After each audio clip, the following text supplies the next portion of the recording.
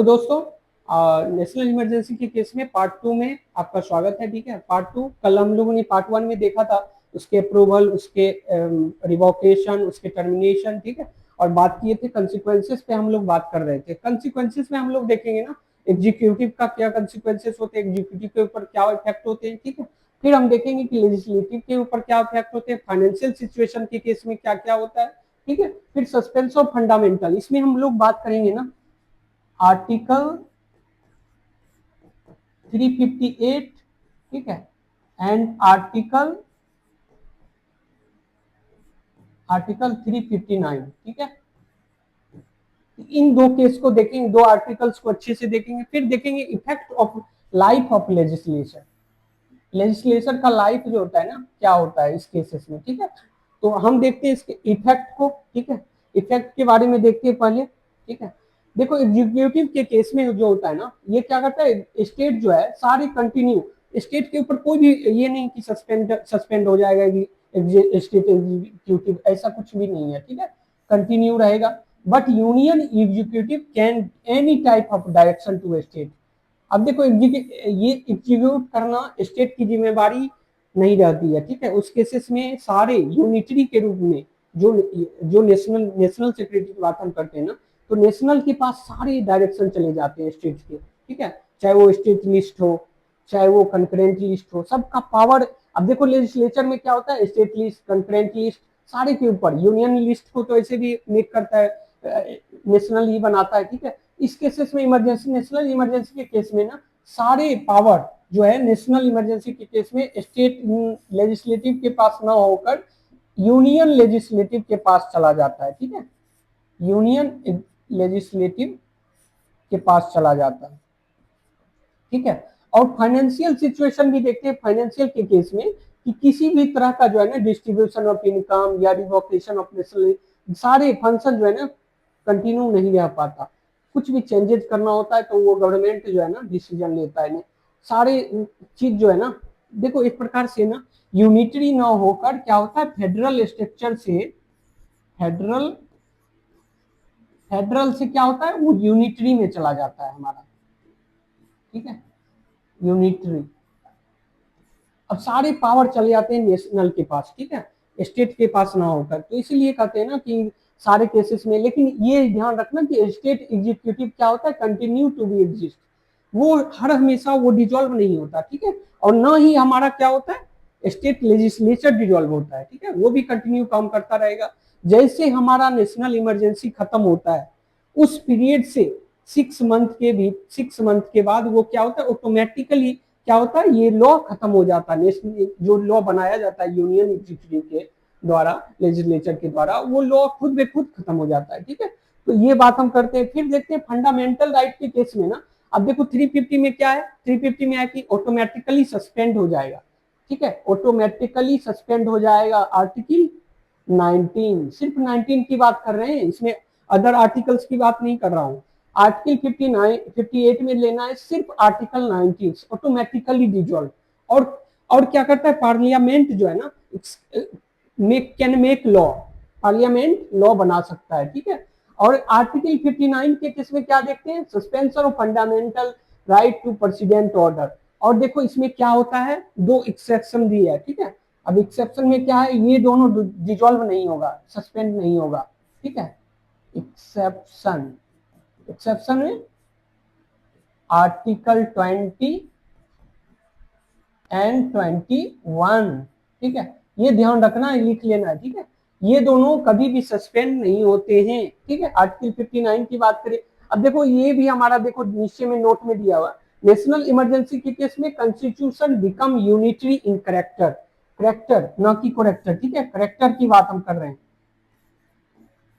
Character की बात कर रहे हैं, करेक्टर लिखना है। ठीक है, यूनिटरी करेक्टर का हो जाता है, फेडरल से किस में चला जाता है, यूनिटरी में। ये ध्यान रखना है, यूनिटरी करेक्टर में हो जाता है। ठीक है, अब हम ये दोनों समझ गए, ये ज्यादा इंपॉर्टेंट है, ऑटोमेटिकली सस्पेंड हो जाएगा आर्टिकल 19। ठीक है, और ये एक्सेप्शन में ये दोनों कभी भी सस्पेंड नहीं होता। ठीक है, अब हम बात करते हैं नेक्स्ट पीपीटी के। नेक्स्ट पीपीटी में हम क्या देखते हैं, effect of life of legislature. अब लाइफ ऑफ लेजिस्लेचर में क्या होता है, लोकसभा, देखो थोड़ा सा पीपीटी को हम बीच में ला रहा हूँ, can Lok Sabha be extended indefinite period but 1 year at a time. एक साल में कितना, एक ईयर के लिए। अब क्या होता है कि एक्सटेंड होगा, लोकसभा एक्सटेंड कर जाएगा। अब नेशनल इमरजेंसी का केस है तो लोकसभा को भी चाहिए कि एक साल के लिए वो उस वर्क करना, उसके पास वर्क की जिम्मेवारी भी रहती है। कैन स्टेट लेजिस्लेटर भी एक्सटेंडेड, या स्टेट लेजिस्लेचर भी क्या हो सकता है, एक्सटेंड हो सकता है। ठीक है, तो ये ध्यान रखना, ये दोनों केस में जो है ना, एक साल के लिए एक्सटेंड हो सकता है, ये भी एक्सटेंड हो सकता है। ठीक है, इफेक्ट लेजिस्लेचर का देख लिया। अब मैं प्रेसिडेंट्स रूल की बात करेंगे। ठीक है, नॉर्मल सर्कमस्टेंसेस क्या होते हैं कि हमारे होते हैं कि गवर्नर कॉन्स्टिट्यूशनल हेड होता है, ठीक है, स्टेट का। और फिर हम देखते हैं प्रेसिडेंट रूल जब लगता है तो काउंसिल ऑफ मिनिस्टर, ठीक है, क्या होगा, डिसमिस्ड हो जाएगा। और साथ ही साथ स्टेट लेजिस्लेटिव असेंबली क्या होगा, रिजॉल्व हो जाएगी। और सारे के सारे एडमिनिस्ट्रेशन पावर आ जाएगा प्रेसिडेंट के हाथ में। ये ध्यान रखना है प्रेसिडेंट रूल के केस में। ठीक है, अब देखो बात हम करते हैं ना, ये तो हमने देखा federal structure become unitary, unitary हर हमेशा हो जाएगा। अब देखो ये स्पेशल केसेस है इमरजेंसी के ना, तो इस केसेस में हमारा यूनिटरी हो जाएगा। ठीक है, अप्रूवल क्या होता है, विद इन 2 मंथ। और सिंपल मेजोरिटी, जो भी प्रेजेंट होते हैं वो वोटिंग करते हैं, उन्हीं के द्वारा ये पास किया जाता है सिंपल मेजोरिटी से। ठीक है, तो बात एक्सटेंशन की करें तो वंस वंस दे अप्रूव, ठीक है, once they approve it can extended for period of 3 years. कितने साल के लिए, कितने साल के लिए, 3 साल के लिए। अब देखो बात हम करते हैं ना, एक बार जैसे हमारा कोई भी क्या बोलते हैं एक्सटेंशन होता है। ठीक है, जैसे हमारा लोकसभा और राज्यसभा, ठीक है, लोकसभा एंड राज्यसभा क्या कर रहा है, 6 मंथ के लिए। ठीक है, अब देखो 6 मंथ में हमारा क्या करना है, फिर से पास करना है लोकसभा एंड राज्यसभा को। ठीक है, इस प्रकार से चलता रहेगा, 6 मंथ के अंदर उसको पास कराना होगा रिजोल्यूशन को। ठीक है, तो इस प्रकार से बढ़ता जाएगा और 3 इयर्स में इसका लास्ट रहेगा 3 इयर्स के लिए।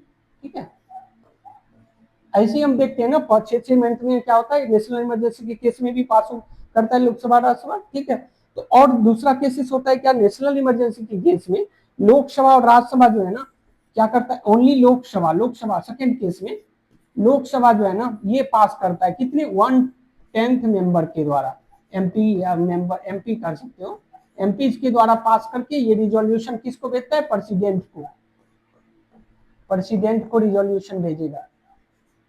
फिर ये क्या होता है, नेशनल इमरजेंसी लगती है। ठीक है, तो इस प्रकार से अप्रूवल हुई है। ठीक है, तो बात हम प्रेसिडेंट रूल की। और देखो इसमें क्या होता है कि कॉन्स्टिट्यूशनल मशीनरी, स्टेट की failure of the constitutional machinery in state, state में क्या होता है, कॉन्स्टिट्यूशनल मशीनरी फेल हो जाती है। ठीक है, अब 360 इसमें कौन कौन से आर्टिकल है, आर्टिकल 356 एंड आर्टिकल 365। ठीक है, इस 365 का केस कौन सा है, गवर्नर रिपोर्ट भेजेगा किसको, प्रेसिडेंट को। ठीक है, फिर जाके प्रेसिडेंट रूल लगेगा। और 365 के केस में क्या होता है, council of minister and PM उसको क्या करता है, सलाह देता है, एडवाइस देता है किसको, प्रेसिडेंट को, उस केसेस में भी लगते हैं।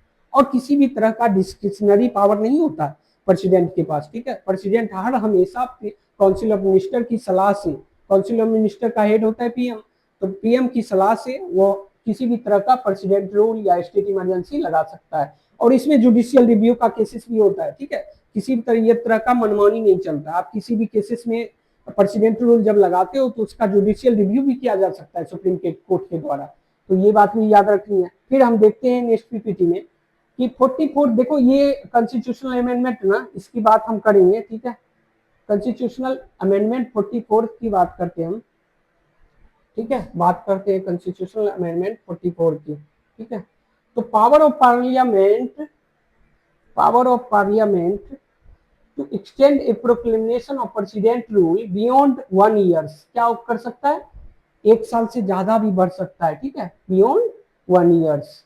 अब देखो कैसे कंडीशन, पहला कंडीशन हम देखो, स्टेट इमरजेंसी इन पार्टिकुलर, अगर स्टेट इमरजेंसी किसी पार्टिकुलर स्टेट में लगाओ तो उसके में क्या होता है, subsequently national emergency in India. और साथ ही साथ हम देखते हैं कि स्टेट इमरजेंसी पहला कंडीशन। दूसरा देखते हैं, election commission must certified the general election to the legislative assembly of the concerned can't be held to account of difficulty। किसी भी तरह का डिफिकल्टी नहीं ला सकता इलेक्शन कमीशन, ठीक है। पहला केसेस हम क्या देखे, नेशनल इमरजेंसी लगा हो, ठीक है, इंडिया में, और साथ ही साथ क्या हो, स्टेट इमरजेंसी किसी पार्टिकुलर स्टेट में हो, उस केस में 1 साल के लिए एक्सटेंड कर सकते हैं, ठीक है, 1 साल से ज्यादा। दूसरा देखो SS मुंबई का केस भी देखो, president rule impose council of minister of state legislative dismissed, क्या हो सकता है, काउंसिल ऑफ मिनिस्टर स्टेट का जो है ना वो डिसमिस किया जा सकता है, किसके द्वारा, प्रेसिडेंट के द्वारा, ठीक है। साथ ही साथ क्या करेगा, प्रेसिडेंट गवर्नर के थ्रू स्टेट पे जो है ना एडमिनिस्ट्रेशन करेगा, ठीक है, इस बात को याद रखना, ठीक है। फिर हम करते हैं ना SS मुंबई का केस हो ही गया, फिर हम नोट में बात करते हैं state legislature can't be resolve immediately, ठीक है। अब देखो स्टेट लेजिस्लेचर जो है ना कभी भी रिजॉल्व नहीं किया जाता है इमीडिएटली, ठीक है। Members of state legislature we continue to the member of state without their active part. अब क्या होगा, किसी भी तरह का स्टेट लेजिस्लेटर वर्क नहीं करेगा, ठीक है, सिर्फ तो सिर्फ सारा पावर किसके पास आ जाएगा, आ जाएगा प्रेसिडेंट के पास, ठीक है। प्रेसिडेंट का न कहकर अब उसका जो होता है मेंबर्स, जैसे हमारा गवर्नर हेड हुआ, गवर्नर के पास आ जाता है। साथ ही साथ हम देखते हैं ना कि प्रेसिडेंट रूल में कांट इफेक्ट फंडामेंटल, किसी भी तरह का फंडामेंटल राइट को इफेक्ट नहीं कर सकता, कांट मतलब कैन नॉट या कांट लिख सकते हो, ठीक है। और लाइफ ऑफ लोकसभा, लोकसभा के लाइफ के में कुछ भी इसका इफेक्ट, ना ही लोकल बॉडीज पर इसका कोई इफेक्ट होता है, ठीक है, ध्यान रखना है इस पॉइंट को, हर हाल में याद रखना है, हाईलाइट कर लो या फिर तुम उसको डिनोट कर लो, ठीक है। फिर एग्जीक्यूटिव रिलेशन में क्या होता है, all executive authority taken up the president, सारे एग्जीक्यूटिव रिलेशन कार्यपालिका की शक्ति किसके पास आ जाती है, प्रेसिडेंट के हाथ में आ जाती है, ठीक है। और उस केस में स्टेट का कोई भी रोल नहीं होता। साथ ही साथ लेजिस्लेटिव रिलेशन क्या देखते हैं, इसमें सारे पावर जो मेकिंग लॉ बनाना या कुछ भी हो वो पार्लियामेंट के हाथ में आ जाती है, स्टेट के पास कोई भी पावर रह नहीं जाती, ठीक है। तो इस प्रकार से पार्लियामेंट में आ जाता है, ठीक है। अब देखो नेक्स्ट पीपीटी में हम जाते हैं, फाइनेंशियल इमरजेंसी की बात करेंगे। तो फाइनेंशियल इमरजेंसी के केस में अब इसके ग्राउंड क्या क्या है, प्रेसिडेंट तो कर सकता है डिक्लेयर, ठीक है। और साथ ही साथ इमरजेंसी का केस कब लगाया, फाइनेंशियल इनएस्टेबिलिटी। देखो अभी ये क्या होगा, स्टेबिलिटी का केस क्या होगा, थ्रेट होगा, इसको हम वो क्या बोल सकते हैं, फाइनेंशियल इनएस्टेबिलिटी, ठीक है, इनएस्टेबिलिटी का सिचुएशन हो जाए, सॉरी इनएस्टेबिलिटी की बात करेंगे, ठीक है। और साथ ही साथ credit of India is under threat, अब किसी भी तरह का फाइनेंशियल इंस्टेबिलिटी हो जाए ना, अब हमारा कोई भी फाइनेंशियल क्राइसिस आ जाए, कभी कभी ऐसे भी सिचुएशन आते हैं ना, जैसे कोरोना हम लोग के समय से गुजरा है, ठीक है। तो इस प्रकार से इनएस्टेबिलिटी होगा, उस केसेस में प्रेसिडेंट डिक्लेयर कर सकता है। साथ ही साथ approval with in 2 month, 2 month के भीतर अप्रूवल और हाउस ऑफ पार्लियामेंट के थ्रू लिया जा सकता है, ठीक है। साथ ही साथ एक्सटेंशन वंस दे कैन, और क्या होगा, सिंपल मेजोरिटी से ये पास होगा और इंडिफिनिट पीरियड तक चल सकता है। इसके लिए कोई ये नहीं है कि लोकसभा राज्यसभा पास करेगा तो 6 मंथ के भीतर उस पर अप्रूवल की कोई आवश्यकता नहीं होती, ठीक है। ये फाइनेंशियल का केस में क्या होता है कि इंडिफिनिट पीरियड तक चलेगा, और साथ ही साथ ये सिंपल मेजोरिटी जो प्रेजेंट होते हैं मेंबर्स और वोटिंग करते हैं, ठीक है, मेजोरिटी उसी के केस में लिया जाएगा। साथ ही साथ रिवोकेशन की बात करें या टर्मिनेशन का, प्रेसिडेंट किसी भी टाइम इसको क्या कर सकता है, रिवोक कर सकता है, ठीक है, किसी भी टाइम, चाहे जब चाहे प्रेसिडेंट के ऊपर है। No need for parliamentary approval, किसी भी तरह का पार्लियामेंट्री अप्रूवल लेना ही नहीं है, लोकसभा राज्यसभा का कोई रोल नहीं, प्रेसिडेंट जब चाहे, आज चाहे, कल चाहे, परसों चाहे, जब चाहे वो वापस ले सकता है, ठीक है। तो नेक्स्ट पीपीटी में हम लोग चलते हैं, नेक्स्ट पीपीटी में हम लोग बात करेंगे उसके कंसिक्वेंसेस। अब क्या होगा, यूनियन गवर्नमेंट के केस में डायरेक्शन टू द स्टेट, किसी भी तरह का डायरेक्शन दे सकता है फाइनेंशियल प्रोप्राइटी के रूप में, ठीक है। फाइनेंशियल प्रोप्राइटी के रूप में क्या कर सकता है प्रेसिडेंट, फाइनेंशियल प्रोप्राइटी के रूप में यूनियन गवर्नमेंट किसी भी तरह का डायरेक्शन किसको दे सकता है, स्टेट को, ठीक है, याद रखना है। और रिडक्शन इन सैलरी और any class of person serving in the state government, अब रिडक्शन सैलरी अलाउंसेस में क्या कर सकता है, रिडक्शन कर सकता है, पेंशन हो, सैलरी हो, क्या ये चाहे वो स्टेट गवर्नमेंट का, यूनियन गवर्नमेंट का, ठीक है, सुप्रीम कोर्ट के जज का, हाई कोर्ट के जज का, ठीक है, या मेंबर्स का, ठीक है, इस प्रकार से उसका रिडक्शन कर सकता है सैलरी में। और साथ ही साथ रिजर्वेशन ऑफ मनी बिल किसमें है, आर्टिकल 110 में, ठीक है, 110 110 में क्या है, मनी बिल, और साथ ही साथ फाइनेंशियल बिल का कंडीशन 117 आर्टिकल में, ठीक है।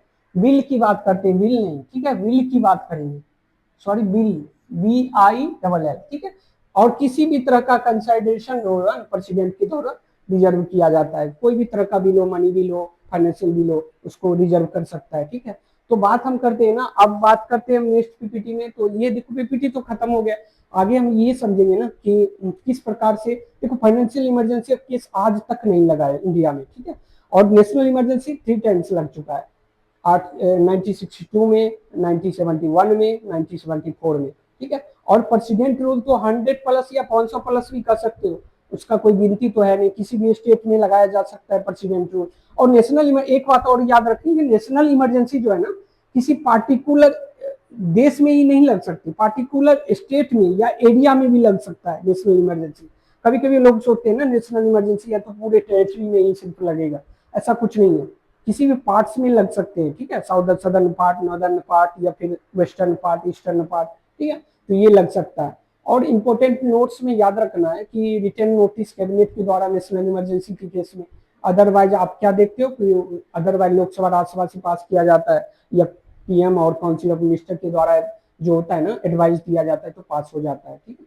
तो इस प्रकार से हमारा national emergency, state emergency, financial emergency हम लोग का टॉपिक का खत्म होता है, ठीक है। हम लोग थैंक यू, धन्यवाद, जय हिंद।